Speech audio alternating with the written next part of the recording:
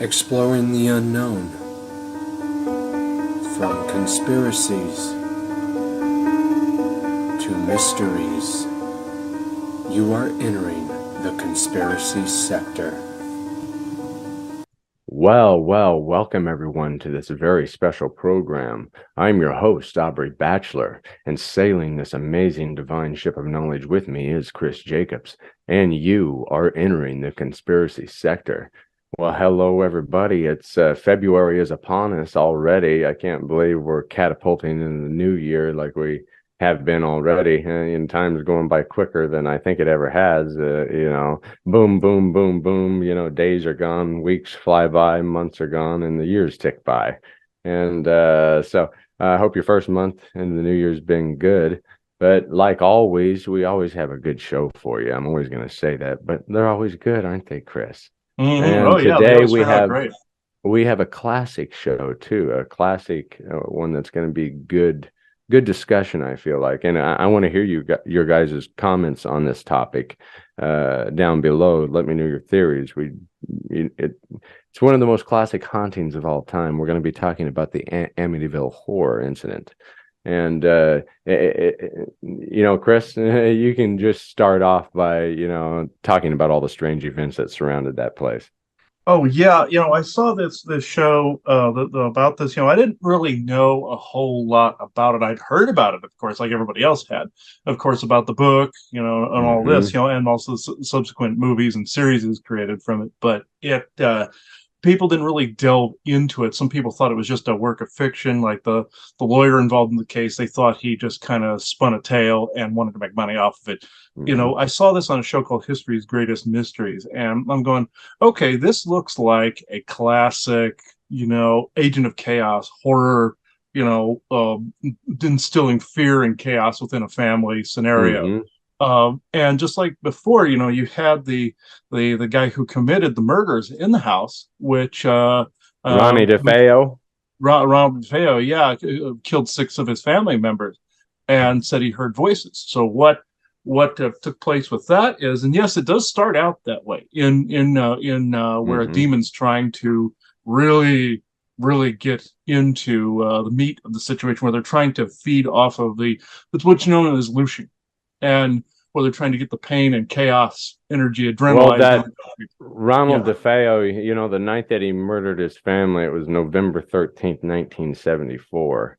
And, like you're saying, he claimed to have heard voices. That was just the voices told me to do it. They were telling me to do it. He's kind of being driven insane by this, presence, this evil presence that's, possessing the home or him, Hmm. or whatnot. But yeah, it's kind of correlates with what you were saying there. Yeah, what happens in a case like that? Say if you have just a family in a home, and say you introduce a demon into the scenario. The way they will try to, like any predator, they will look for prey. Think of them as a Hmm. predatory entity like essentially, or like a predator in the wild. Think of them that way, where they will introduce chaos out of order, where you say you have a family unit that might even be maybe on a razor's edge in some areas. Maybe they have disagreements on things already, uh, Hmm. and they pick their prey pretty OCD like. They will hone in on some people they think already have some issues, and it makes it easier. It's harder for them to try to manipulate somebody over a period of time that may not have any issues. So, say if you had Ronnie DeFeo, for instance, say if he already had maybe some instability already, or if he had Hmm. maybe some fears surrounding something or Natural something like, mental disease that was already pre-existing.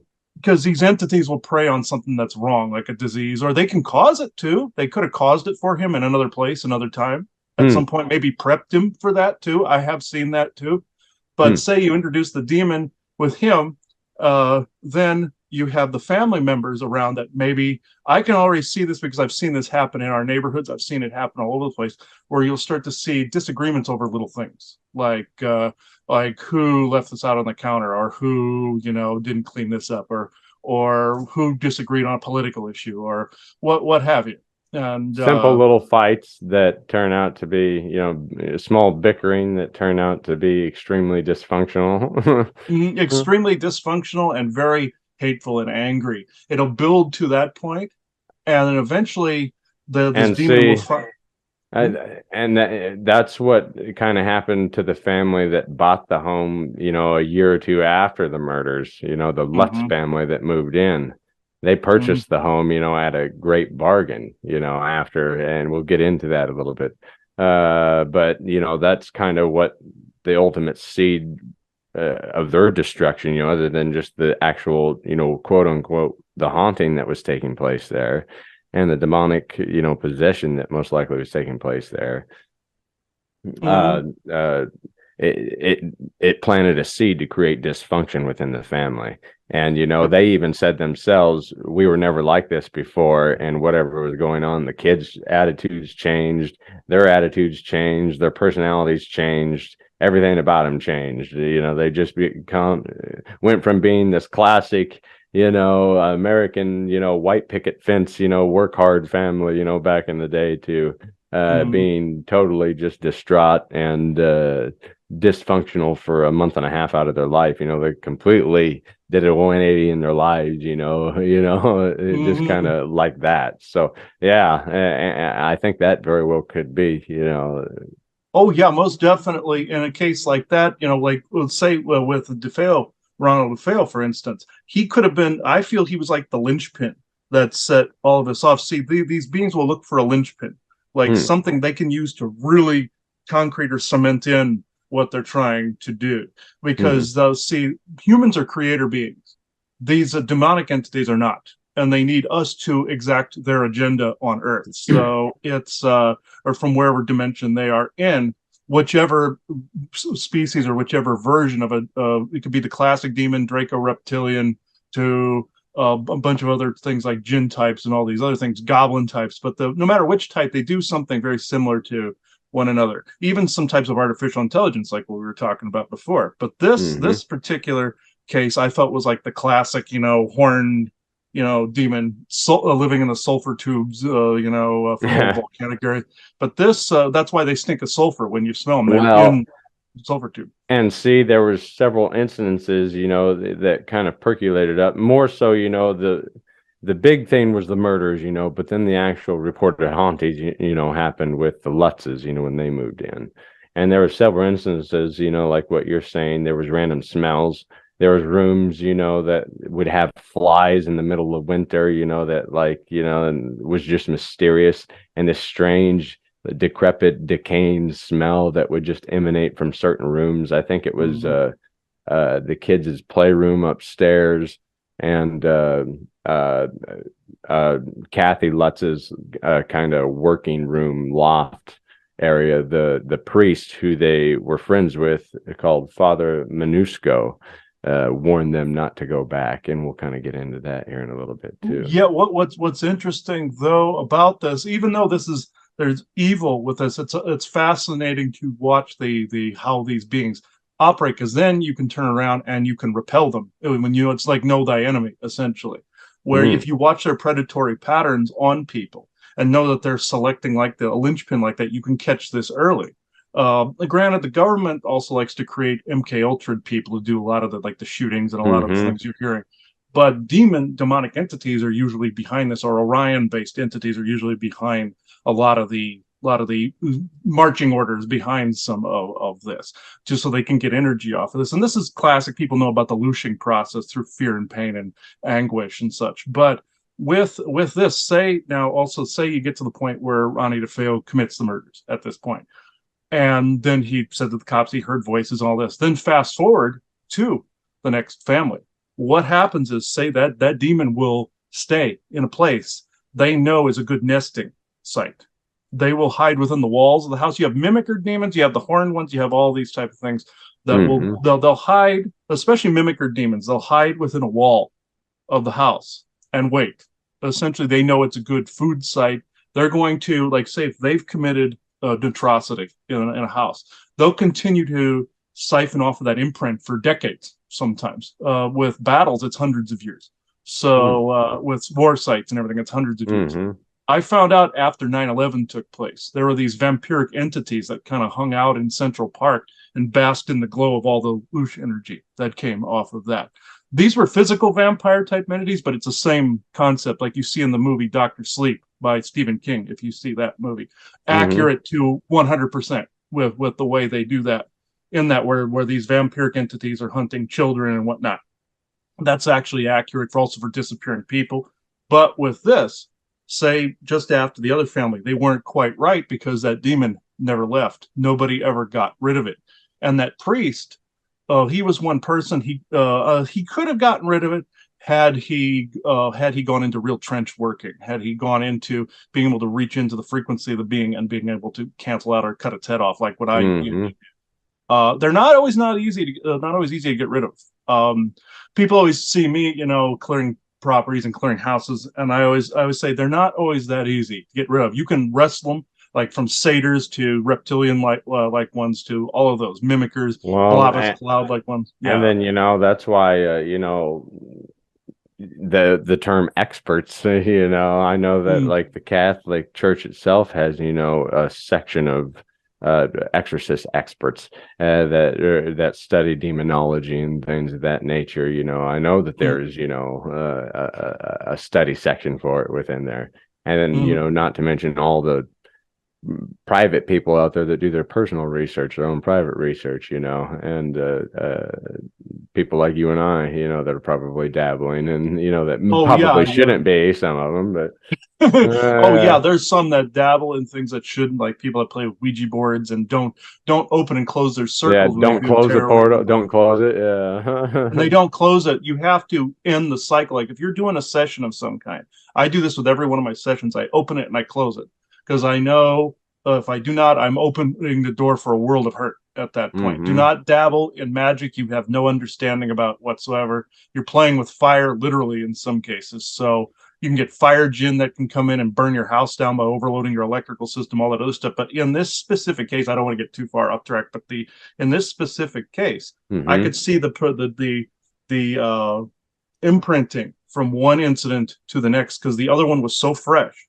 It was right here, with DeFeo was over here, and the other family over here. Then this demon just basically took that energy, imprinted it on them, and imprinted even Ronnie DeFeo's mental state. They can do that Yeah. on to the other people. Well, and George even, see, George is a very clean cut, guy, third generation land surveyor, family business operated, and he just stopped taking care of himself. And the weird thing is, that house, obviously, with especially the local people of Amityville, they 90% of them knew what happened at that home, and obviously in an area like that, it's going to be a huge talk of the town. And the people that kind of randomly started meeting George when those events started happening thought that he resembled a Ronnie DeFeo. So it's Mhm. almost like, there's this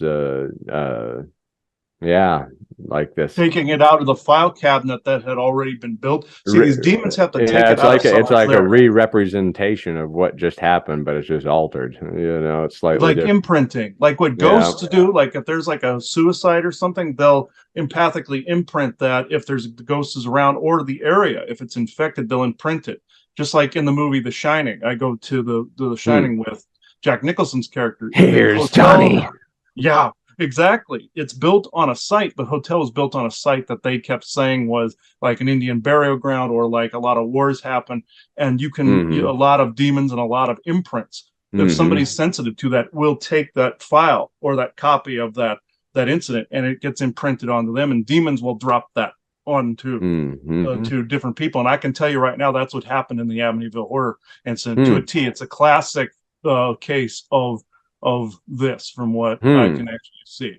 But also you have man, somebody's really wiping me there for a minute. I just got this for a Woo. second.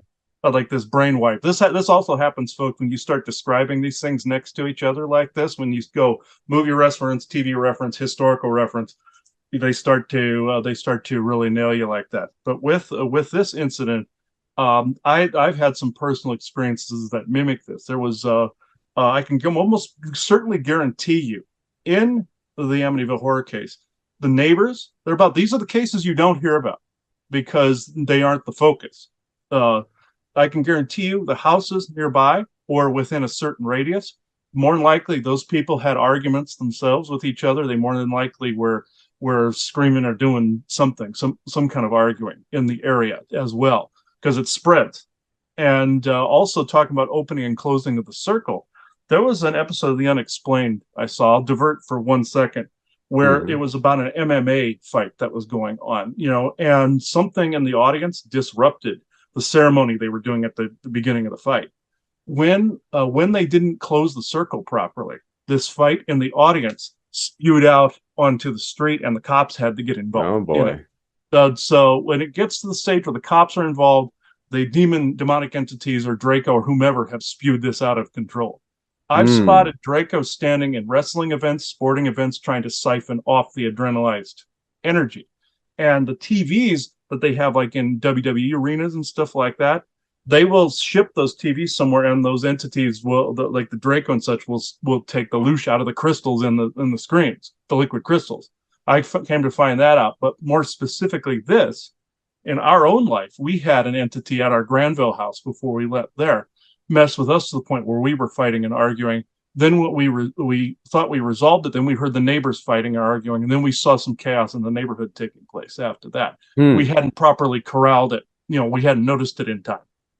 So but this is, I can guarantee you with an absolute certainty, those cases you're not hearing about are just as important. And it's not really a diversion; it's kind of related. But what you're talking about kind of reminds me of that dancing plague of 1518. Where like everybody just starts dancing, and it disperses throughout the town, and like people danced for like 3 straight weeks and just started dropping dead. I hadn't actually heard about that case. That's interesting. Oh, you haven't? You have to look at that. Yeah, contemporary explanations, like for they said is like demonic possession and overheated blood and things of that nature. And mass. So what's the term that? Not amnesia. That's forgetfulness, but like where people just keep doing it and following. I forget the term right now. Oh yeah, where they basically just run them down like overclocking a computer processor sort of deal. But you have to look at that dancing plague of 1518. Yeah. See, the witch trials were this way too, where you had some people crying witch, and then the evil forces just kind of spread it all the way up the frigging eastern seaboard after that, like pasted the witch trials all the time. Then it burned its way out after a while. Same concept. It's exact same concept there with that. Now, when you get to the areas where they're describing, blood coming from the walls and all this other stuff, now, can that happen? I've never. I've actually heard of cases where some aliens can actually take one state of matter and convert it into another to make or use holography to do something like that. But more directly, which is easier for a singular demonic entity to do, is put it into the person's head that's what's going on, and the people co-create that vision. And it's easier. It's much more easier to program a person than it is to actually manipulate the environment for them, even aliens. It's easier to mentally go after somebody and turn them into a monster than it is to do something else. So like I said, a linchpin. It's easier to manipulate somebody instead. And that's like in The Shining, where you saw the blood coming off the elevator and Danny's seeing that in his head. So all the evil forces were sticking that in his head. So that's how it was with the Amityville Horror. And the flies. Flies are important in this too, because I saw this on Hartley when we lived in Lincoln. This is how I always knew something decrepit was around. We found maggots and flies. And along with the sulfur smell, that's how sometimes you can tell there's demons around. If it's wintertime, you have flies around, I would seriously look for something evil that's gotten into your house, because it seems to be a common occurrence. Maggots, flies, all of that. Yeah, tall tale sign. That's a good. That's interesting. It's interesting that you say that, because along with the flies, there was also like reports of like this dark sludgy material that was covering the toilets. Like the toilets were pure black. And, of course, the children were getting blamed for it, along with the more disruption within the family. And then the parents never used to be that, strict and abusive, towards their kids. But this possession was just creating all this conflict to where all these different events, mysterious events, started happening alongside of the actual honest disruption. So then it's getting blamed for the disruption, when it could be something strange that's Innocents will actually get going on. blamed for stuff like that, because they want to shame innocents. They want to basically turn them into heartless monsters like themselves. So they this applies to any like of the human cults, satanic, like the negative Luciferian satanic cults and Nazi-esque type things as well. Won't go into that too much, but the personality and the tactics are identical. Where they want to break down the psyche of people, and they want to basically turn them into hearts of stone. They don't want them accessing that part of themselves. So also to say what you said was found on the toilet with the black and stuff, that is classic black goo that goes back to the AI components that usually when grays and stuff are around as well. That's usually a telltale sign of them. I would have wanted to also see if the people smelled ammonia around. That's usually classic alien abduction when you smell ammonia afterwards, because the little grays stink of ammonia. They're coated in this crud. And what's interesting that you brought this up. There's one more brief personal incident I'll bring up as a comparison. We around the house before we moved out of Granville, we were looking for any objects that had heavier energy on it, something that could be a conduit for anything that would try to target us in the future. And we've noticed some things. And I had this knife that I'd had for many years since I was 11. And after we had a couple of alien abduction attempts at that house, I kept the knife close because I figured I threatened to skewer any grays that came in there. It's like, I'm not going to let you do anything, But apparently I did do something, because I remember chasing some grays out of our room with that very knife. What I went to pull it out of the drawer after I hadn't touched it for several months, and pulled it out of the drawer, and the energy on it was absolutely horrendous. It was horrible, the worst thing we ever found. And pulled the blade out. It had blue slime on one side of the blade. And I recognized this as Zeta blood. The aliens have blue blood and blue gel that, since these are android type beings, AI type beings, their brain is biological and has this blue gel, like hand sanitizer, that is basically their blood and the cushioning between the Terminator components in the center and the flesh. And it's this gel that's in between. It's like basically if you cut them open, you'd see them bleed this like blueberry or blue looking crap. And it's about blue slime. It's basically the color of this apatite stone here.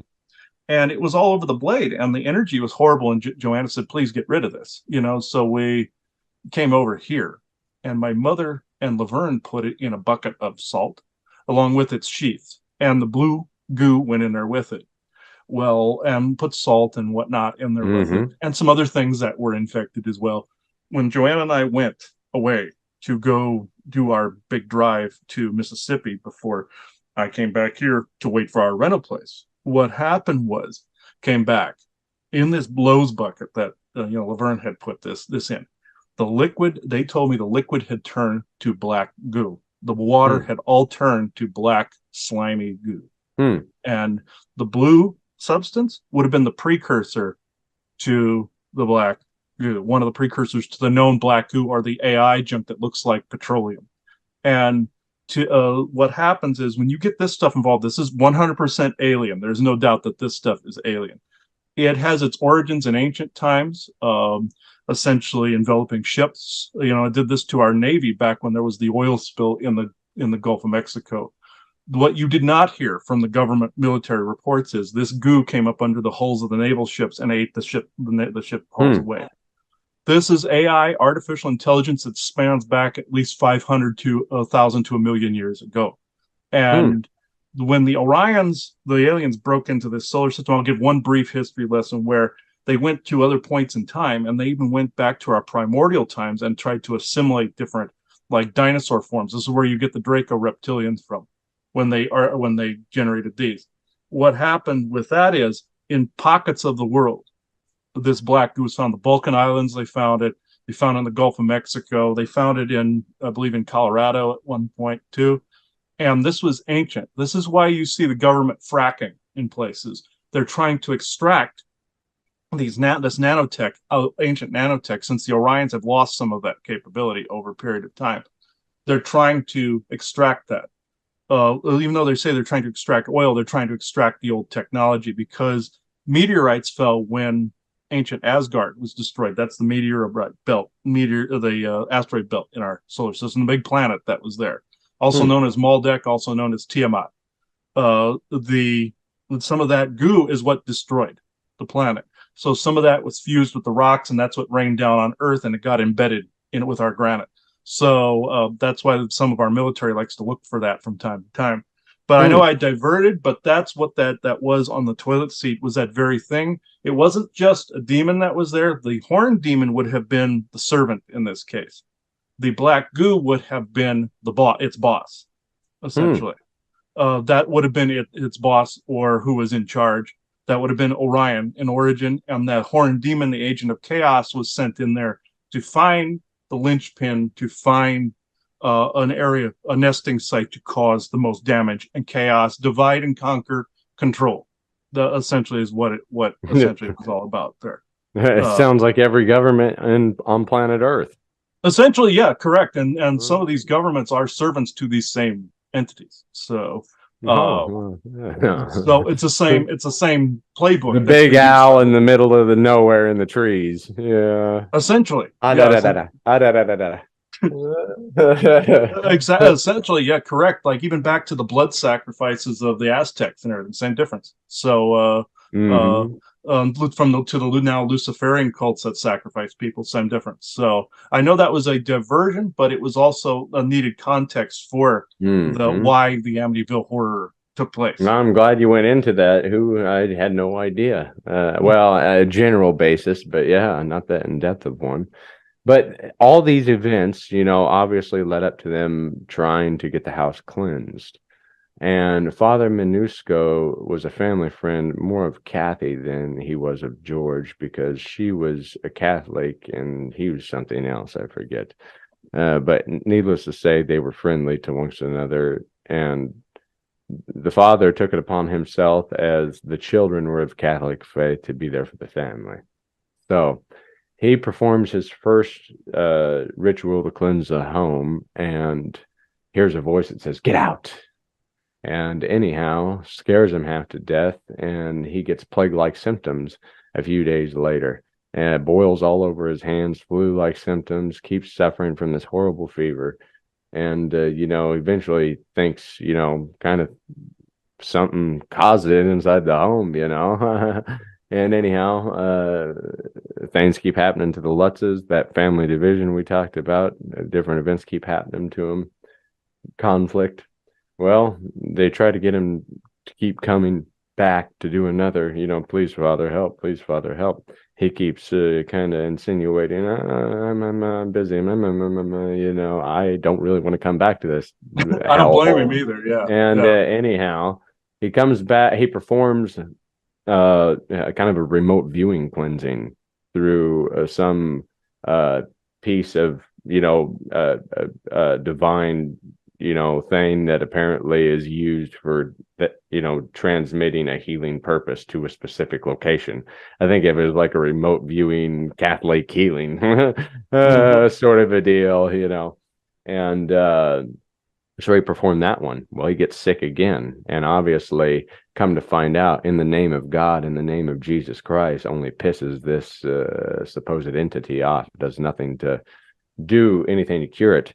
Well, through frustration, he won't come back, so the Lutzes start experimenting on their own after being tired of all this stuff that's going on with their whole family. And the father himself does some research through the Catholic Church, and apparently you are kind of aware of like the demonic steps that they have to go through to actually investigate a haunting. Has to be deemed a non scientific event that was of an unnatural state. There's got to meet all these specific requirements, like 5 of them for the high diocese to even come in and cleanse the home and do anything. It has to be a legitimate freaky haunting, and it has to pass their background check. And anyhow, but that's a long process. So in that, they start trying to cleanse the home themselves, only activating the activity, ramping it up more. Yep. And this is where the fleeing comes in, and kind of the story was created. After all the events, he ended up wanting to write this book, and here we are today battling out the Amityville Horror, the classic movie and the remake. I believe Ryan Reynolds is in the remake movie, wasn't he? I believe it was. Yeah. They're both pretty good portrayals. I think the new one is a good portrayal. Actually, the old one's a good portrayal of the actual. I've only seen the old one. I have not seen the new one yet. So, they're both pretty good with the event of the storyline. So after you guys listen to our amazing little story about the Amityville here, I think I'm going to go back after our episode and watch those movies. It sparked my curiosity because I haven't watched those movies in at least a decade.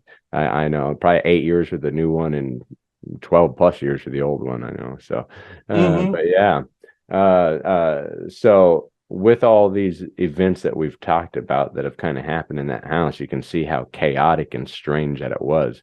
And, we didn't even touch on everything. There's a lot of other minor events, that happened, but you can just imagine what a dysfunctional family would be like under possession, what that would be on an hour to hour, minute to minute basis. We can only summon up a month and a half worth of time here in an hour and a half. So just think of all the minor incidents. I can see that. Sorry, I didn't mean to interrupt, but no big deal. Let's see, from my own personal experiences, I can surmise what that day-to-day looked like. It went from depressive states to disorientated states to arguing to basically some people not always knowing why they're saying what they're saying, but they still say it, sort of thing. And it degenerated down into that. That was more likely on the DeFeo side. And then when it transplanted over on the Georgia side, it more likely began that process all over again. Like I said, they selected a new linchpin, which was George. So just like there was an episode of Doctor Who in the last Peter Capaldi season where these dimensional aliens were doing something very similar, where they selected one person as a linchpin to basically open up the doorway for them to come in and rewrite Earth's history completely to put them in everybody's favor. And everybody thought the history, these beings were always there. And what happened was they had mentally controlled one person that opened it up for an array to everybody to be controlled. And they had to rewind that back and look for the one person that was first controlled. And then they basically rewound the clock back. If you want to also get rid of these beings, go back in your mind to the first point where you felt you were being manipulated, and in your mind recreate that narrative. If they're trying to put a narrative in your head, recreate the ending. Like if they're trying to say someone's died, like they did that with Joanna and me, where I was standing in the garage and I saw this fictional scenario where she died. What I did was I flipped it around in my head, made it to where she was brought back to life, and in my head I put a set of credits on the end, like a TV show would have, or a movie. That pissed these demonic entities off to no end when I did that. And this is what happened in that show, where they rewounded it to a point in time. Now, people have also, where some of these entities, the more sophisticated ones, the more intelligent ones, not the dumb ones that have the horns. Those are like berserker type ones. The more intelligent, hyper-intelligent, alien-like ones will find a point in time in your own timeline in your life where you didn't have as much protection as you do now. And the same goes in Star Trek, where in First Contact, where the Borg went back in time to before the Federation was created because humanity was weak because they were already divided from war. This is World War III in the Star Trek lore. That would take several episodes to go over that, but it's the same concept where they will go back into your energy, look for a vulnerable time frame, try to exploit that narrative in your head, bring it back into fruition, and try to bring you back to a past state of you before you evolved beyond a certain state. That's why it's not always good to live in the past. So you got to live in the present moment. Yeah. Or live for the future. Like if you're always wanting to, I'm going to do this eventually, I'm going to do this eventually. See, the demonic entities and the AI will hide in the periphery, the what ifs, should be's, and should have beens and could have beens. So they'll try to exploit all of those within your mind and try to separate you from your heart space. So this is essentially how those families both got manipulated. It's basically one of those situations, if it ain't broke, don't fix it. So They've been using this for thousands, if not hundreds of thousands of years. So on people. So Orions, also to Draco reptilians, to various types of like goblin type creatures. That's another show in and of itself, but that would be more of a Yeah. Halloween episode right there. But Yeah. but yeah, the whole Amityville horror, what I saw in that History's Greatest Mysteries, that's what intrigued me to look into this, because I myself have lived through this several times. I will use one more example before I go off too much on a tangent. I lived in this house in Tempe, Arizona, with another friend of mine and his family. And there was a murder suicide that took place on that property. And I came to find this out later on. We had to really dig and do research on this. And I was sitting on the couch one night. I was watching their kids. The kids were asleep. I was sitting watching TV, and there was a pool outside. And I saw a kid being flung into the pool. I thought, oh crap, one of the kids, the toddlers, got out there. Went out, the water was still moving, nothing. Nothing was there. Then fast forward to maybe a year or two later, I was looking out at the same spot by the pool from a different door, a different vantage point. I saw a man standing outside. And I thought this was the pool cleaning guy that was showing up. I went out, put my hand on his shoulder. He turned around. He looked like a zombie. And this was a ghost of the man that actually had committed the murders. The kids were always telling us they thought zombies were on the property. And I'm thinking, oh, whatever, but now I knew to listen to them. Always listen to your kids, because whatever they're saying is not always imaginary, folks, because they'll pick up on stuff. What they were perceiving as zombies were, in fact, that would look like that. This guy basically, after he killed his wife, he drowned his son in the pool. He took a shotgun to his head. So this is that's very reminiscent of the Amityville horror in its own right. And I can guarantee you all the narratives that were going through that man's head, murderous thoughts, from probably even seeing hallucinations like blood on the walls. He was probably seeing all of this. And I can assume within a degree of certainty that that's exactly what was taking place. And my friends there were picking up on stuff. They would always see this weird black energy coming up out of the center of the house. Void, kind of like a black void yeah. energy. Yeah, like this black eruption, like the energy. Grudge, sort of. I always think of like the Grudge when I think of like that Sperling. Yeah, and that's exactly it. That's a good example of I know that whenever the Lutzes, decided to move out of, I think it was 110 Ocean 12 Avenue or something like that was the street address. But when they decided to move out of there move/flee out of there, apparently it followed him to their to Kathy's sister's house, apparently, and there was some like green or blackish thing crawling up the stairs chasing him, goo or void or something. So that was one final little but I don't know what happened after that. I don't know whether I really haven't researched post. Did it ever stop? Did it, right. what happened? But I do have a little article that I pulled up if you would like me to read it. Oh, of course. It would be interesting to find out if you're living in this house now.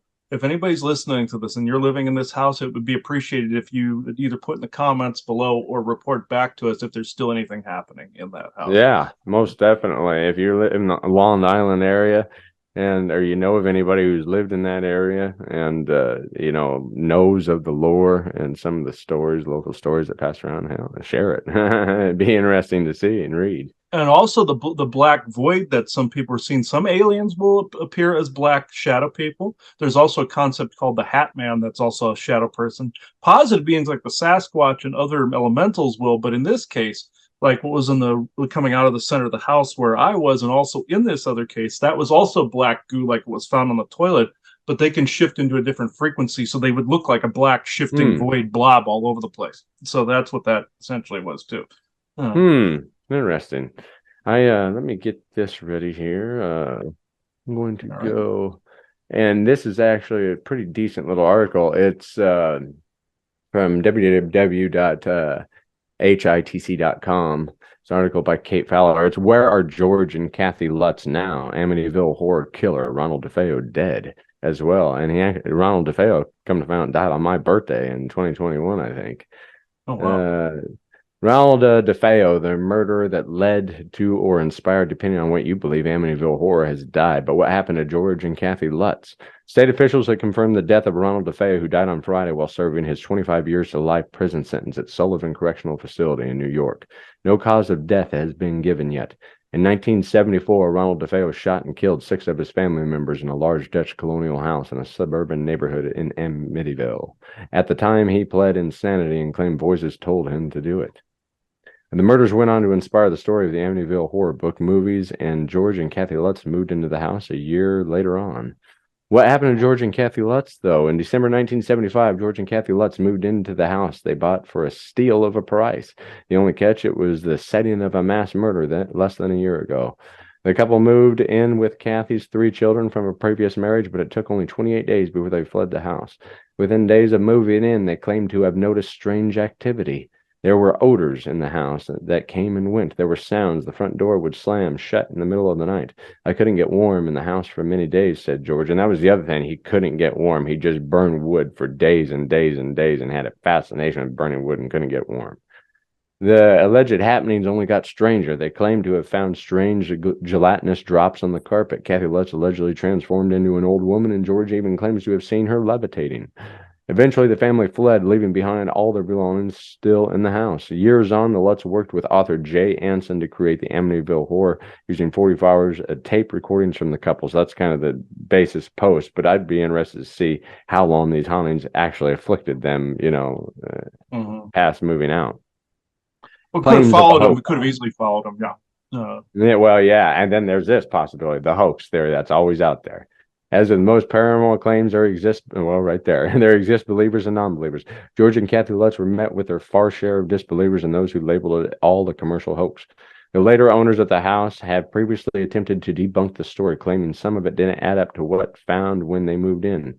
While the very priest depicted the book reportedly claimed he didn't experience any of the paranormal effects the book said he did. George Lutz remained adamant in his story of what happened, but admitted that some features of the story, including the famous green slime, were added as embellishments. Where are the Lutz family now? Kathy and George divorced in 1980, and both have since passed away. Kathy died of emphysema in 2004, and George died of heart disease in 2006. Their children have intended to shy away from the horror spotlight, specifically daughter Missy. However, Daniel Lutz appeared in the 2013 documentary Amityville Horror and remained adamant that the hauntings happened, while son Christopher Quarantino claimed that the Seattle Times that although the book was not a hoax, it was extremely amplified. He regularly clashed at his stepfather and moved away from the family at age 16. Now the house at 112 Ocean Avenue has new owners after being bought in 2017 for $605,000. Reportedly no longer represents the iconic structure shown in the movies and has been entirely renovated. So maybe the activity is still going if it's renovated. Well, see, that's the thing. That's one of the smartest things they could have done, because transforming it from one form to another would have kicked up activity. I can guarantee you things were happening while they were doing it, and probably happening to the workmen and the all the contractors and everything that were there. I can guarantee you something was going on. They probably had scratches, everything, all of that. But at the same time, transforming it would have nulled some of that. It wouldn't have nulled all of it. It would have transformed it. And it would have kicked up for some time, and it could have settled. And they probably, if they were smart, they would have gotten a shaman or someone in there to cleanse it again. But transforming it is probably one of the smartest things they could have done with the Amityville Horror House. You also said that one guy said he made up the thing about the gel and the goo. Somebody could have, and this is just a theory on my part, I can't exactly prove this, but this is the style of the government when it comes to some of these things. Somebody could have intimidated him to say that part was a hoax, because that part gaslighting. Like a gaslighting, like the Men in Black do. I can guarantee you, if there was some alien involvement, the Men in Black weren't too far behind, but you more than likely don't see that because he more than likely caved. Now, I can't prove that. That's based on the behavior of the government when it comes to this. I know it's not part of that story, but where the black goo and the gel and stuff comes in, I can guarantee you to some degree that this is just my theory. Before some people think, oh, where can you prove that? No, not exactly. Just based on the behavior of these government agencies, they could have coerced and gaslit him into saying that portion was a hoax, even paid him some money possibly. But that's just we need a story here. Yeah, that's just supposition on my part. But that's just based on the behavior. That could have very well been the scenario to take place there. How can we make Hollywood more money here? Exactly. And the government will also, within the scripts of movies, you always see me doing disclosure in the media type stuff, where they will insert a writer or somebody in a writing team that will disclose classified information to shows, TVs, and movies and everything. So, and also to cause controversy, somebody would have either tried to say they hoaxed it, just like with the crop circles, like the two guys that claim they made all the crop circles out there. That's bull crap. But at the same time, to add for and against controversy to something so it confuses an incident. Like if somebody wants to try to partially classify something, like if there is aliens, they will cover it up with a ghost incident or some kind of haunting as well. There was an incident, I cannot remember the name of the hotel that this took place in, where someone woke up in the middle of the night. This was a celebrity, woke up in the middle of the night, and they had an orange. That was out in Colorado, wasn't it? No, this one was in a different state. I know Stanley Hotel.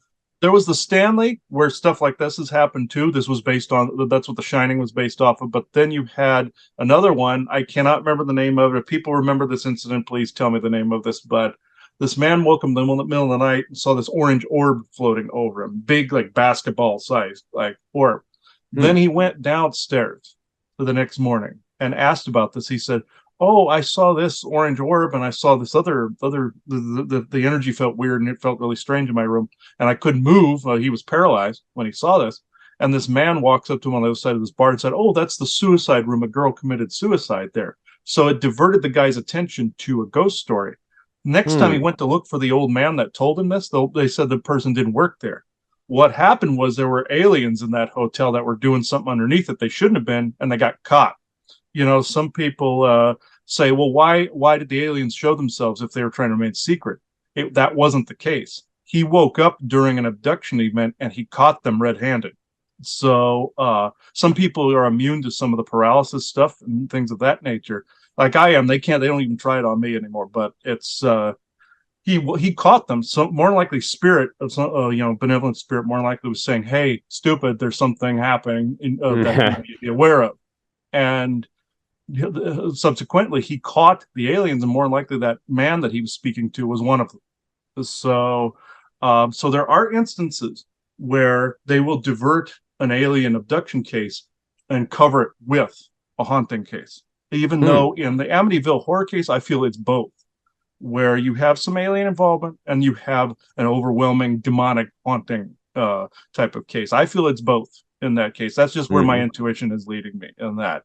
But the reason I was fascinated when I saw this, the reason I wanted to do the show to begin with, because I wanted to show also the progression of how demonic possessions and demonic oppression can affect generations of families. Even though alien abduction can take place in over generations of one family, this was just a selection of a linchpin. It could have been something from ancient times too. They could have selected somebody that maybe had some traits from their ancestry, or past lives. But in this case, I feel they just selected somebody that had maybe a weakness that they were exploiting, widen that crack a little bit. That's what it feels like to me with that, and I'm getting validation as I'm talking. So it's like, but in that case, it's a classic case. It's retold over and over again, like the Roswell incident is for aliens.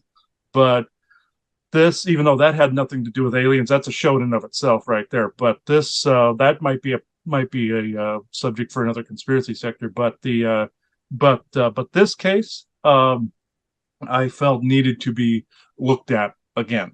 Because it was basically horror lore now, but at the same time, like with things like the Roswell incident, Philadelphia experiment, that's another one we could look at. But this is that's a strange one. Yeah, that's a very things strange of that nature. Things of that nature need to be looked at over and over and over again, because people get annoyed that they show these things like ad nauseum. And I can see where they're coming from. But at the same time, you have to keep taking a second and third and fourth look at these cases, because they're not what they appear to be, at first glance. And this is why I judge wanted a book by its cover. Exactly. Do you have any other articles on this, Aubrey? No, that's basically where I was going to take it out. If you want to bring some questioning in, and we basically covered it all up and went into the post apocalyptic versions of Amityville. And now, God rest all their souls. I think most of them are probably all gone now that were involved with the original deal. Yeah, Imagine, I minus know the there's a son children, that the children, but yeah, there's a son that they showed on that show that's still alive, and he got kind of fucked up because of the whole thing. He's full of PTSD and trauma because of it. hmm. He's the boy that they showed in basically was in the house with George, was describing what George Hmm. was doing and everything. He showed up in that episode. It was very fascinating. Now, a similar case would be the Villisca Axe murder house. That would be a show in and of itself too, Mm-hmm. in Iowa. And the Sally House in Beatrice, I believe that's another one. But all similar type of cases that kind of fluctuate around the same types of themes. So murder, chaos, divide and conquer, horror, depressive energy, all of that. So and basically trauma. So I think this is a good place to bring in Isaac or whomever Mm-hmm. is going to speak. Mm-hmm. I know Isaac was eager to talk about this as well. So give me a second here. Yeah.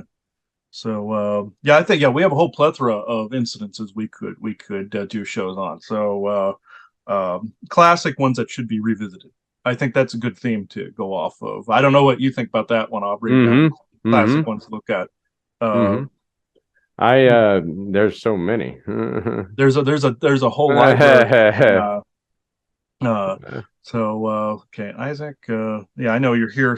Since I had to put my communication arc equipment away for the move, I created another skull to keep around for him to Oh, that's use. cool. Ashy looking too. That's cool. Yeah, see amber on the bottom and Yeah.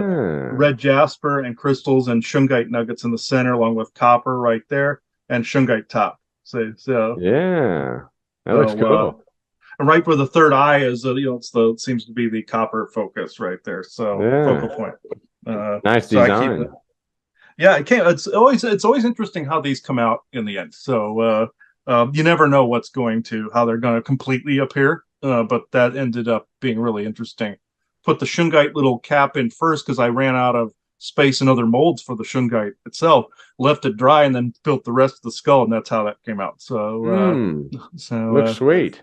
yeah, and that's why I chose to keep that one. I like the black top on it and everything. So okay, Isaac, I'll shut up so you can come in. Yes. Oh man.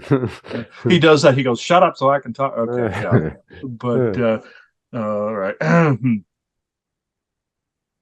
Okay. Through the crystal, please, if you would.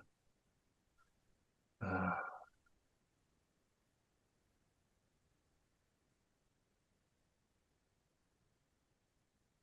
yes, this is a curious event because this is one that needs to be looked at closer, as he said. And yes, aliens were involved in this, very much like he's seen in his own existence and mine as well. Since I'm around some of these government, let's just say, a-holes on a regular basis, trying to raise the vibration around them, I can honestly say, yes, there was some involvement there, and they did overemphasize the haunting situation. It actually was more of an experiment, as he said, with a linchpin, someone who was unstable to begin with, and they wanted to create chaotic energies as well. The demons were unleashed. They were not necessarily randomly there. This was a targeting.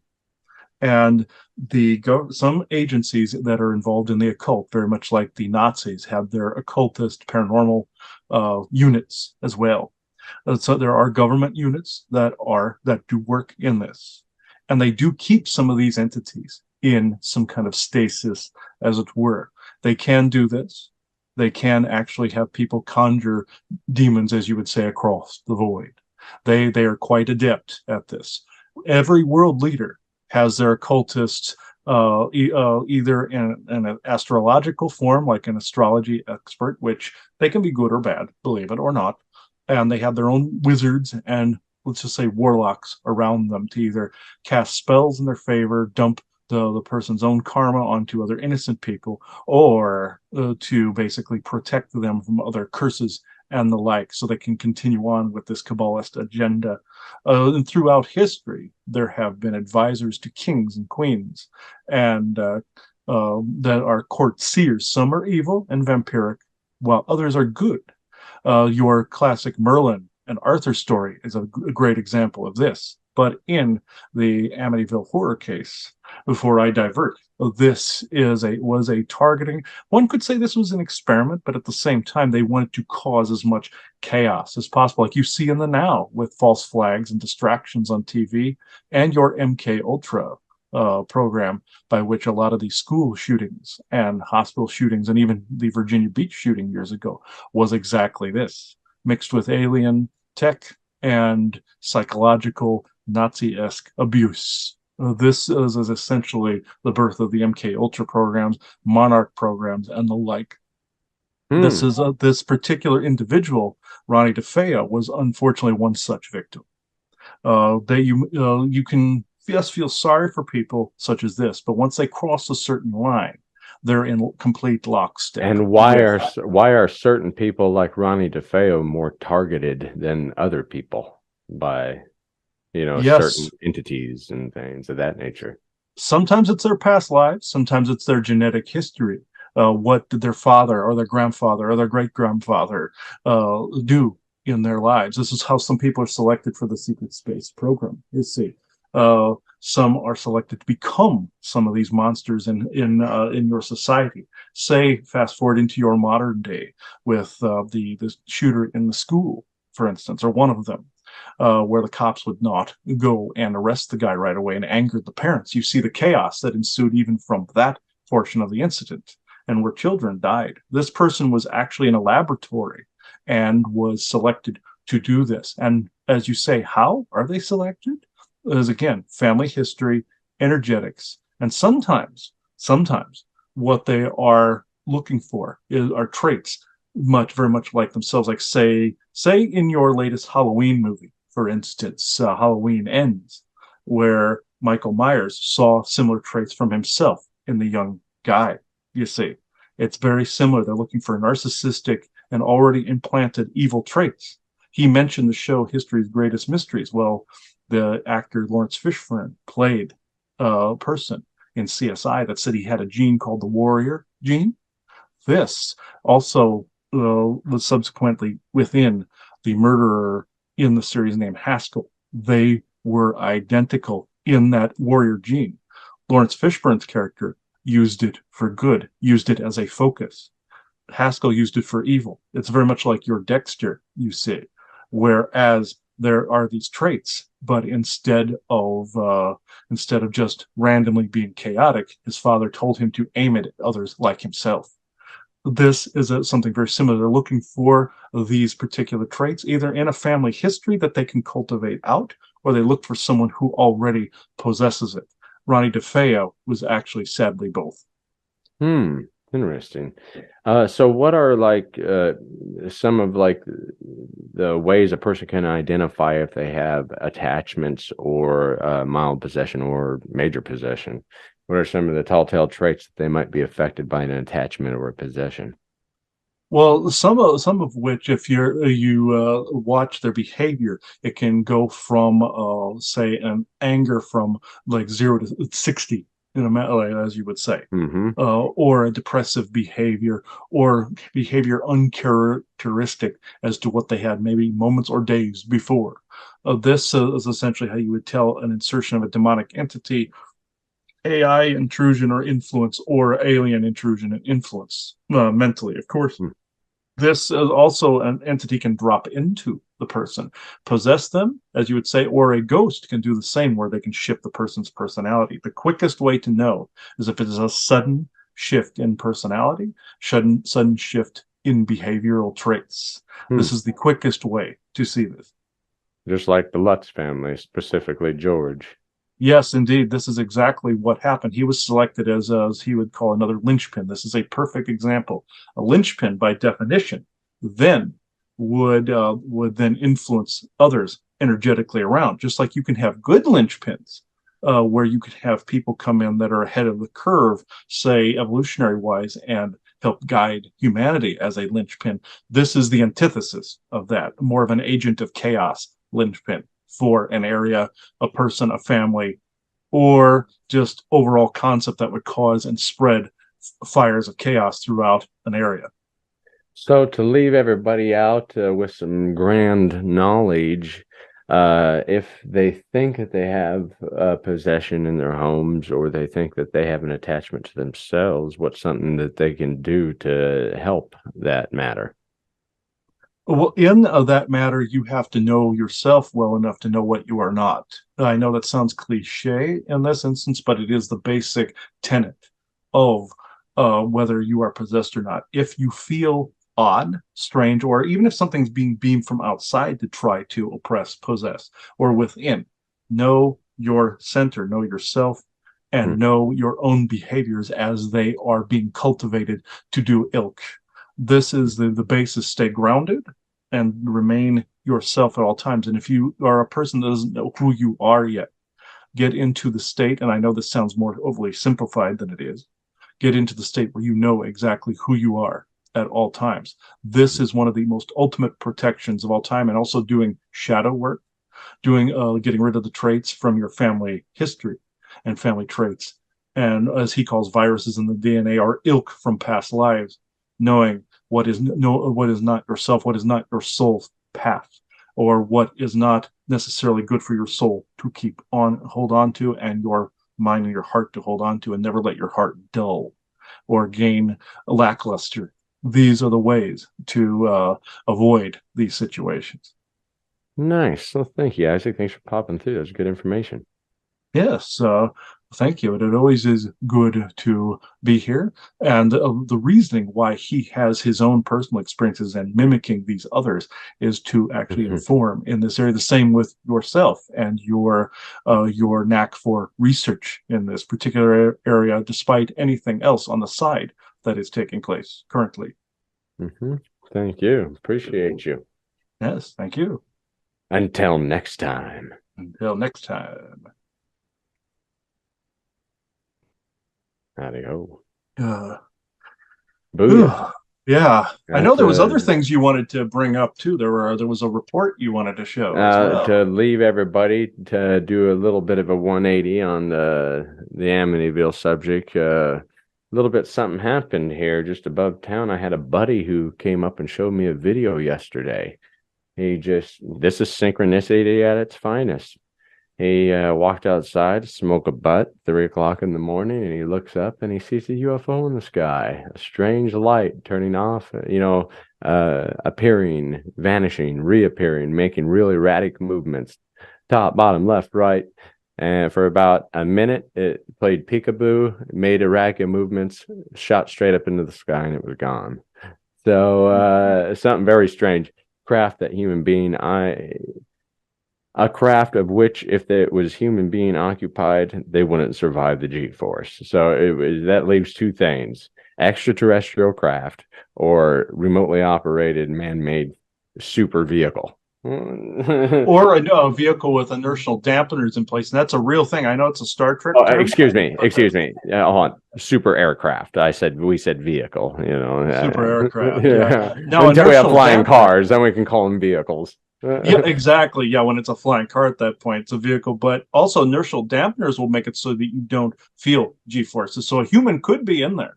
It's just that inertial dampener is so that you don't become a stain on the back wall of the craft as you're trying to pilot. It was a term also used in Star Trek Voyager, and in any of those other Star Treks where their inertial dampeners failed in their ship, and somebody tried to activate the warp drive, and the captain went, "No, we don't want to be stains on the back wall." So it's like we got to wait till we repair those. Those are crucial. So yes, that can be. That's highly advanced tech. Are humans capable of it? Yes, but the concept of an inertial dampener is true.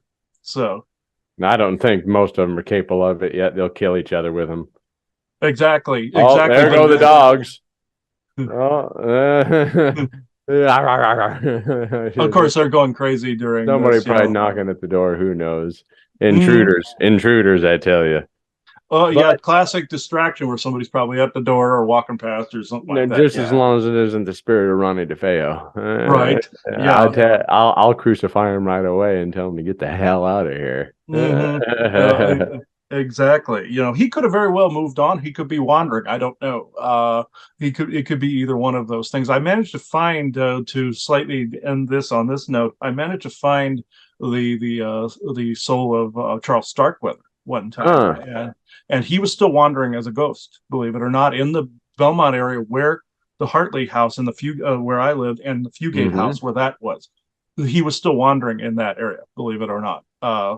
So Hopefully sometime, perhaps we can all get together, find his grave site. I know there's people who know where it's at, not be disrespectful or anything, but do live ghost hunting at the live location shoot again, like we he's did at Government Hunt's actually, tomb. yeah, well, We'd he's like to do actually, that for everybody, It's just so difficult since we live on opposite sides of the states. We only get together once every year or two. So doing live location broadcast is a little difficult, but we'd like to do that in would love the that. Yeah. future sometime. Yeah, most He's definitely. actually buried next to two of his victims in Wyuka Cemetery. Well, that's freaky. Yeah, I saw the grave myself. He's actually buried next to two people he murdered. So, Ew. if they don't tell you, the officials at the cemetery will not tell you that he is there. They show you. But I can honestly say, from seeing the grave myself, he's buried right next to two of his victims in Wyuka. So, uh, Hmm. That's yeah. interesting. Yeah. Talk about hopefully they torment him in the afterlife. Right?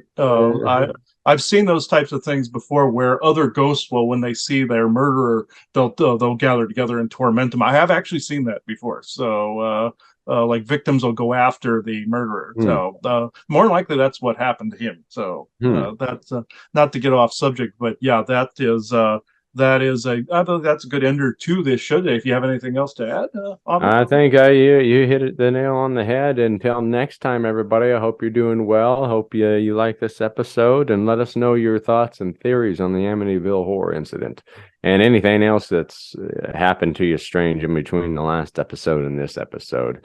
Like always, share this show with your family and friends. We love getting the word out about these strange topics. A lot of people are afraid to talk about these sort of things, but guess what? It's all about connecting the dots and getting the ultimate picture. So until next time, hopefully you can get a piece of that puzzle for yourself. Adios, everybody. Yes, and now you are leaving the conspiracy sector. Bye bye, everybody. Bye-bye.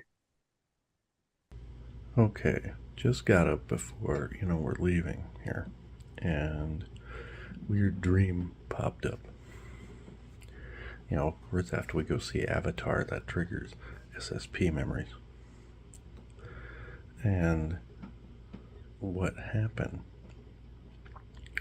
was, I feel this was something SSP related, because the emotions surrounding it. Also, the fact I just had my massage and adjustment that tends to open up the third eye more. Getting the spine aligned and everything aligned correctly, body aligned correctly. That includes eating the right foods too, but you get the idea. This came through just like the Lystaria information did.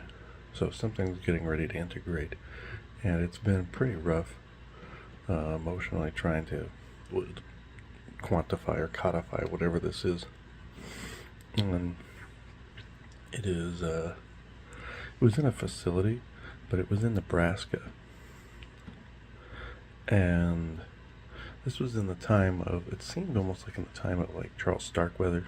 And there were stories about how they had to hit him a few times with the electric chair to kill him. Several, in fact. And this was at that point. It was just like, it was weird. This was that event where they were executing him, but at the same time, they couldn't kill him. But they damaged his brain. And all of a sudden it was like they lobotomized him. It was similar, not a cut, but the electrical field. And I was there watching this with this other blonde woman in a suit. No, skirt suit. And she was wanting to know my opinion because the other scientists were said to the commander, that said, "Sir, this guy's not dying, but he's coming in with a different name." And they're like, "Okay." Then they looked at me for an opinion, and I said, I can't remember the name they used, but I said, "Okay, forever past this point, he is this. I would suggest, you could even put him back out in the public, and he's not the same person." And everybody's like, "Yeah, okay." So I don't think the history went as they said with that incident, where it was this epic ending, whereas his last words were, "Oh, that bitch should sit on my lap. Should be sitting on my lap."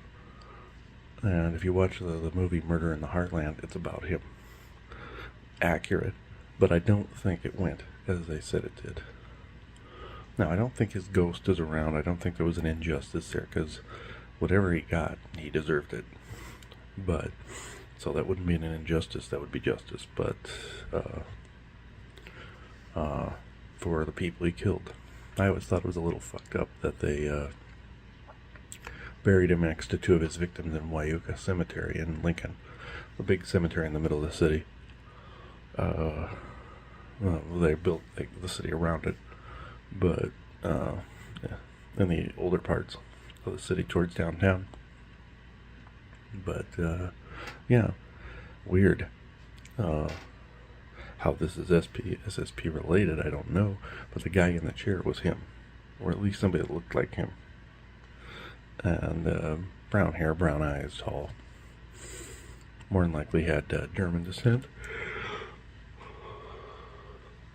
With a last name like Starkweather, yeah, it sounds like he probably would have gotten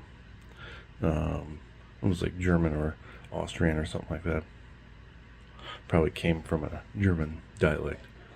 But with or because it was Ellis Island, but there's a nephew of his that exists now that gets a lot of flack and carries the last name. And me and a friend of mine always told him, "Why do you keep the name?" He goes, "Well, just because my uncle was stupid doesn't mean I'm the same way." The same goes with Bin Laden's in the East. People heckled her. She wanted to have a music career and everything, and she kept the last name, and people were heckling her after 9/11. Never did get anything going because of that, because people were stupid. But change your name also in that, in cases such as that, I would. But that's me. Of course, you have to stand by your family name, but you get the idea. The reason I think that's relevant is because, this has to do with family bloodlines, and more than likely either that was an ancestor of mine or me. And since the SSP and alien abductions follow ancestral lineage, it's only like a certain family name or a certain family set of coding, and also a certain set of past lives. As I've said, they can take the amino acids and the genetic material, turn it into ones and zeros, and view it on a screen, both genetic memory-wise and past life-wise, and that's how they select you for the programs they put you in. If it's a mix, it's a mix. If it's a warrior, they mostly warriors like me on other planets, like in Avatar: The Way of Water. Accurate to 100% what was going on. Not to the planet or anything like that, but the concept and what they did. The mining, the soldiering, all of it. Accurate 100%, 110%. But or they select you for pseudo-spiritual, like stigmata and all this other stuff, getting religious crowds distracted, fake miracles and stuff like that. You get the idea. Bleeding statues, stuff like that. Even though those are aliens controlling those devices, and it's quantum technology. That's another recording. But fake miracles. That's what we said also on our episode, Miracles with few question marks. But anyway, I believe this is something fragmentary that was about me as well. But that Starkweather died back in the 60s. So he went on his killing spree. and my mother ran into him at the candy store up the street, which is now a liquor store next to what was Save Mart, but is now under a different name. Yeah, and Avatar, it's more than just, people keep saying it was the subjugation and exploitation and genocide of indigenous peoples. Yes, I agree, but that was more than that. That was the distractive answer, so that people would be distracted by the race part of it. It's the SSP part of it that is the biggest area, or the main message in this that people are missing, unless they were in the programs. If you were in the programs, you know exactly what I'm talking about. People like Tony Rodriguez, myself, and others were in these situations. Well, anyway, this is what I've run up against with this, where something is trying to reintegrate. But this facility room, there was like the electric chair, the chamber, people watching, and then there was a console and a console. And it still looked similar to that in his execution. But the scientists kept coming up. It was like they were running an experiment on him previously to this, and he just wouldn't die. It's like his personality changed completely. So I don't know if this was him. Or it could have been a similar situation to Starkweather, but it seemed related to him, like of his family lineage, or the family special in some way. So we'll find out eventually what this is. But I wanted to make sure that this was known, so that this was related to the SSP, because this was really, really important. And we even lived in the area where the Fugate house was, in the Belmont area. That's where he went on his killing spree. The Crest station, or now our Quick Shop, was right up like not even 6 blocks from the Hartley house. So that's why that neighborhood was so haunted, thanks to that shithead Sheridan Boulevard. That's where he killed the maid, went out in the countryside, killed the other people. Look up the story. I'm not going to go through the whole history, but you get the idea. They based the character in CSI Haskell off of him, where Lawrence Fishburne gets stabbed by him. And it's this warrior gene that's in both of them that they focused on in the story. And it was something that essentially the gene that shuts off some empathy. And you either go evil or you go intellectual. And they showed both. Lawrence Fishburne, intellectual, sometimes temperamental. But then they showed Haskell, which was evil. He was Charles Manson and Charles Starkweather put together. And I believe this is a quality that the SSP is looking for. And they're trying to cultivate this warrior gene. Look up the show CSI Vegas. When Lawrence Fishburne was in it, you'll get what I'm saying. So this is where I'll leave it, but this is what happened. So it is 6:46 a.m. Arizona Standard Time, Thursday, January 26th, 2023. Thank you. Okay, I gotta get this out. I believe that Starkweather and them were of the same type as, say, Jack the Ripper in the 1880s, and also H.H. Holmes. All these killers were put out there, like Charles Manson, all that, were the same as the MK Ultra people. As like the school shooters, the hospital shooter, all of these MK Ultra crap. The same thing with the gang, where, like I said, the facilities that they were created and tested in, to basically through sex and violence to put them out there. I believe they're brainwashed and put out there. Not that some of them are innocent, just like the one in Idaho. That was basically a satanic test or a sacrifice of those people. And the thing of it is, what I was feeling, and also a friend of mine was feeling, you got to retain who you are. If you are put back here and they're trying to get you to do something, you have to find your true core, I am self, and remain there and rise above the programming.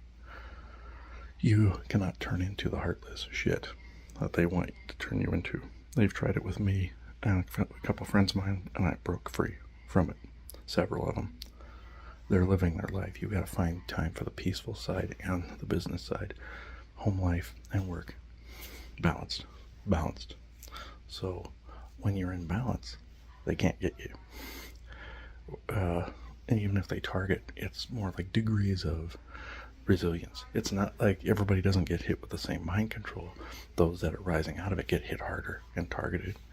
But it's that there's more resilience to the targeting, AI and or telepathy. It's not that you're getting hit with less. you're becoming more immune. That's an important thing to remember. You have to remain who you are in all of this and not turn into the PTSD-ridden, murderous shit that they want you to do. I believe Starkweather was one of these people now. Same thing with H.H. Holmes, even though they're 100 or so years apart. I believe 130 so years apart. Still. And then you have Manson, you have all of them. And the fascination with this culture. I understand the psychological aspect. People want to understand this, like Tuvok did with a character, a Betazoid character in Voyager. He wanted to understand the logic of the psychopathic, psychosocial side. And he said, I find this disturbing, these feelings disturbing. It's like, oh, there has to be a reason why you're doing it. He goes, no, there is no reason. It's just how I am. And it's like that. People want to analyze it and figure it out, which is good. You want to see where it leads. But you have to take that leap into they were created, brainwashed, and put out there. That's the MK Ultra. Just like when they brought out the stuff about the MK Ultra project, it was only like this. And that's what the Men Who Stare at Goats is the movie about that, beginnings of that, and the remote viewing project. Post Stargate program. Wonderful movie for an example like that. I'm not a huge fan, but it's a great example. But that's what I wanted to get out. And I just had this rush of feelings surrounding this. I've started to slip majorly myself, but you have to recenter and grounding always. When what we've said about grounding and remaining who you are in the I am presence. That's how you get past this. Creative passion, yes, as well. Moment of non-time, yes, as well. But you also have to fight it. You got to know when your emotions need to be reintegrated, not separated, not pushed away. Reintegrate what you need to reintegrate. And I had a nightmarish night because of that thing about that Starkweather scenario in the dream. I know it's a memory now. And the woman I was seeing was some kind of handler. But when and where, I don't know. It was an example. Maybe I was decoding the person in the electric chair as Starkweather because I was seeing a similar scenario. Or someone that looked like him. Because I was obviously not alive then, except in the previous incarnation. But you get the idea. So, well, when I decoded, I think it was just somebody that looked like him. I was seeing that project in the works. Something similar. So, I'm not sure when it was. It would have had to have been sometime in the early days, like in the 90s of some sort, early 90s, early 2000s. So towards the middle of my stay in the 20 back. So it is probably 2000, 2001, somewhere in there. So that's when my friend Curtis and I got our first apartment. So it was in that time frame in Lincoln. So same area as Starkweather. So it is 8:18 a.m. Arizona Standard Time, Thursday, January 26th, 2023. Thank you. Okay. What's really interesting, though, is I'll see if I can find the recording I did on Starkweather. I elaborated that, like with Michael Myers, it's more like the personification of evil. Same thing with Charles Manson and all of them. And I had another recording. I'll try to include in this when I locate it. But it's more like what was said in Halloween Ends with the personification of evil, and he was basically training another one that was like him. That's how some of these people are selected that we were talking about, like DeFeo, like Starkweather. DeFeo, I think, falls under that category perfectly. Ronnie DeFeo, I think, really does. It's an underrated, even though it's a famous case, people don't tend to associate them with the others, and I feel that's more of an MK Ultra sort of thing. And of course, they enjoy it. People like that, like the young guy in Halloween Ends. It's the same thing. They were basically saying that's why they killed the young guy and Michael Myers in that. If you want to see a great example of this selection kind of process, I would say Halloween Ends is a good example, or at least in part. Not government facility type selection, or it's more of a demonic evil selection, and that's kind of what we were getting at with the Amityville horror, Oh, and as for a funnier side of this, with Isaac, for instance, the movie Drop Dead Fred. I don't know if people are familiar, but it's about a being that a little girl finds that he plays practical jokes through her. basically kind of selects her. She grows spiritually as a result of this, and inside, but where she's kind of blamed for some of the practical jokes, saying Fred made me do it. The voice, basically like saying, like DeFeo saying the voices made me do it. But this is more the funnier, good side of it. There were just mischievous entities too that will just play jokes. Elementals play jokes. Even benevolent forest people play jokes. Like Fuma walked up to the house one time, smacked the side of the house one time, and howled as loud as he could, and then ran up the rocks over here. So, and he went hee hee hee and ran. That's funny. And what happened with Drop Dead Fred, there's this famous scene in the trailer where you hear the little girl go, "Hey, Grandma," and then hit her with paint. And later on, Fred lives in this box. He looks like a normal guy in a weird Harlequin, or elaborate suit, kind of like a Joker or Riddler type figure in his own box, in his own realm. And kind of like a genie or a djinn, but, and genies and djinn can do this crap too, in the evil side of it. But the box gets misplaced, and she grows up and then finds it again and then releases Fred. And he goes, "Oh, you've grown up," and basically sees where she's at in her life and helps her improve some things where she's at in her life as an adult. You could say this is kind of like manicuring children from child to adult, if you're going with the evil side, with manicuring these psychopathic, narcissistic creeps. But like with, I always have to refer back to the Pinboard MacGyver episode with the people that were placed by the Nazis. And police, judges, neighbors, co-workers, officials. Now you kind of have to go with that. It's kind of like that. Those fall under the MK Ultra, or people creating chaos in society, like some of our officials doing stupid things like not arresting criminals, or just making dumb decisions, or being old and dotterly. You know what I'm referring to. That's how you can usually tell where it is. But with this, those chimes are rather loud today. It's kind of windy out here, but here at the Prescott Canyon house here. Before I leave again. But this, but what happens with Fred is eventually he says, I have to go. I have to find another child. And this was a benevolent version, prankster version of this. But there are, of course, like what I said, some of these malevolent entities will spot them earlier on and cultivate them, or government or aliens will spot them earlier on thanks to lineage, past lives, and will spot them earlier on and cultivate them. And the secret space program is intertwined into this tale. But with this, he disappears and she doesn't see him again. He pulls what I call a Pete's Dragon. At the end of the original Pete's Dragon movie, he says, "Oh, I can never come back and visit. I can never see you again," type of thing. And we always cried bullshit on that one. But then he goes, "I gotta go find another little boy." One could argue the darker end of it, but this was more the lighter spiritual end. Same thing with Drop Dead Fred, where you see this other little girl that played a practical joke, got set up for playing a practical joke, but was laughing. And the young lady looking at this girl, sees her holding the hand of somebody, and knew Fred was there. So he wasn't gone, he just was gone to her. So I find that very interesting, kind of like a guide moving on to somewhere else and guiding someone else. One can also argue the whole gang stalker thing, where the evil side of it is where there is one person that programs an AI to target people and does multiple people. And if you were to encounter these people in real life, they would say, "Oh, I'm just doing my job." That is more of the evil side of this. That's the targeting cabalist military crap. The other is light. So you have both these things at work here.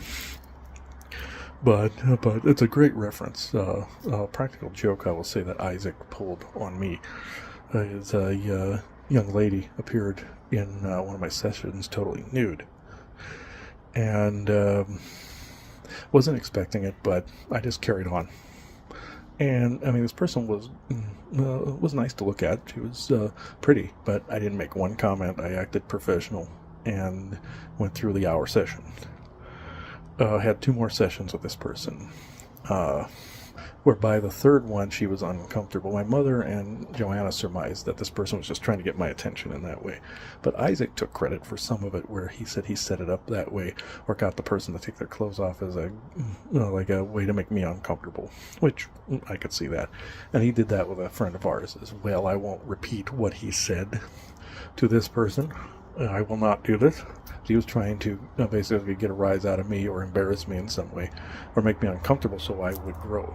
See, I was always, as a younger man, I was uncomfortable with some of the sexual stuff. I would get embarrassed and stuff like that. When he came along, he basically said, okay, get your head out of your butt. This is, or lighten up, essentially is what he would say. So that was his way of seeing how I would adapt to a situation like that, or in case of our friend making her uncomfortable along with us. She got past it, I got past it, Joanna got past it. So that was the point of the whole exercise. And then he basically, I said, oh, you set up a booby surprise for me. And he goes, yes, you're welcome. Yeah. So he took credit for it, and I knew he was being truthful. I sensed his signet all over the place. But making me more comfortable with that, just in case any surprises would pop up in the future, induced by him or not. But the whole point, reason I'm adding this in is there's a benevolent side to that selection process, and there's a not so benevolent, malevolent side. So, so that's why I added that in. So I thought that was important to keep in here. One thing I will add is that the reason they moved Starkweather is because people kept vandalizing the old grave. That's why they moved into Wyoka next to two of his victims. This is why they didn't want it known, because people would do it again or cry bullshit, and I still do cry bullshit. So this is why I brought it up. I just wanted to add that point. So it is 12:53 p.m. Arizona Standard Time, Sunday, February 5th, 2023. Thank you.